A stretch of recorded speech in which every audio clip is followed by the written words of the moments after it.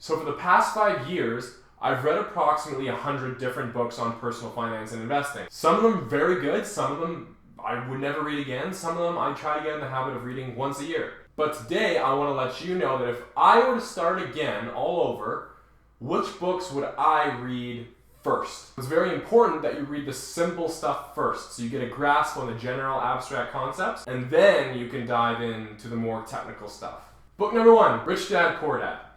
This book actually changed my life. Without this book, I would probably be trying to get into pharmacy or med school right now. That's what I wanted to do when I was in the 8th grade, going into grade 9. I thought, hey, if I want to have a decent life with a good lifestyle, I have to go out and make a ton of money, so I should probably be a doctor or a pharmacist. Now my dad, in his wisdom, actually gave me this book to read because he probably understood that I had no passion for medicine or pharmacy whatsoever. Luckily, I picked up this book, which I hadn't really ever done in my life before that, and I kind of read the first page, and then the second page, and then the third page, and the fourth page, and I kind of went through the entire book in one whole night, and I was kind of in love with the concepts that it taught. So without this book, my life would be very different. So if I were to start over again, I would do the same way I started before. I would start with the book, Rich Dad, Poor Dad. It's a story about a young boy who has his biological father, and he has his best friend's father, who he spends a lot of time with.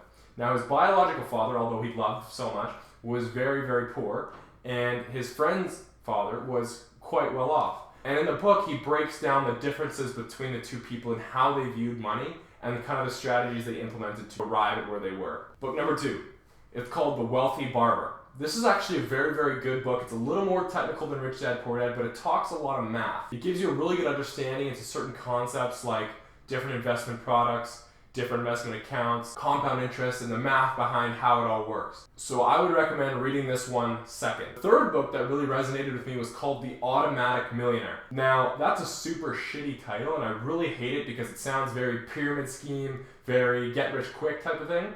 But it's actually a very cool book that talks about human psychology and how to automate your finances so that you're put in a position to win.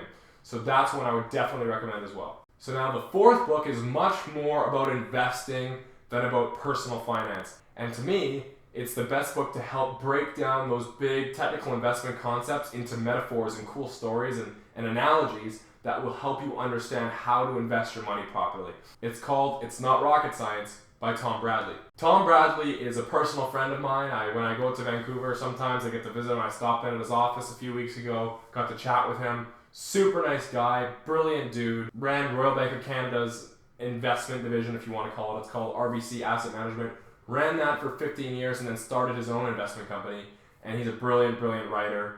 Definitely check out that book. And guess what? It's free. Now, once you have all of those books under your belt, now you might have the capacity to start moving into some more technical stuff, some more difficult reads, which is a very good thing because the more difficult reads provide a ton of value. And that brings us to book number 5. And it's my favorite book ever written. I try to read it at least once a year.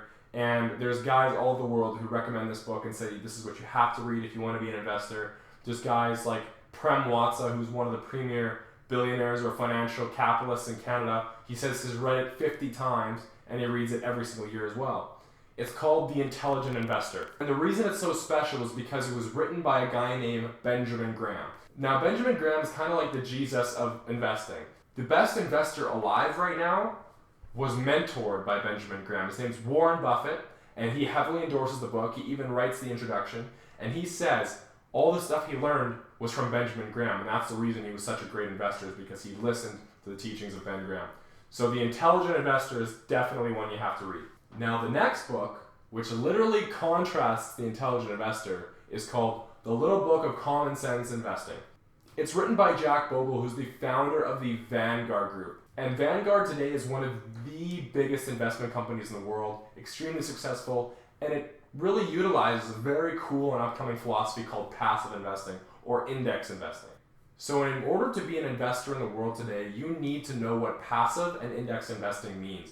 You need to know what those concepts are because it's starting to play such a huge role in the financial markets. The next book is not for the faint of heart. This book is only for people who want to know the nitty-gritty specifics of picking individual stocks and finding out what makes a company great.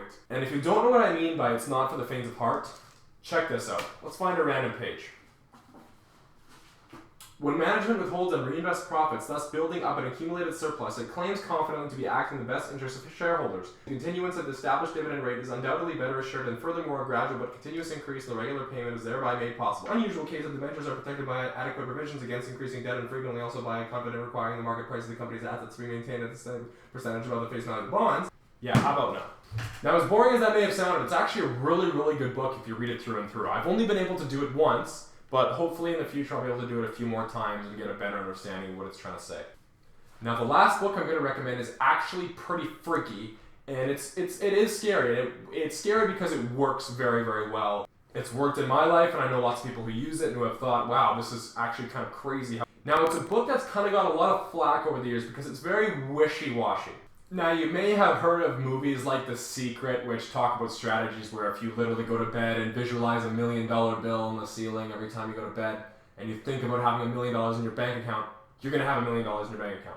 Now, that stuff is absolute BS, and I'm not a huge advocate for that, but this book called Think and Grow Rich is about programming your subconscious mind to think in terms of gratitude rather than thinking in terms of scarcity. So right next to The Intelligent Investor, Think and Grow Rich is probably tied for first in my favorite books.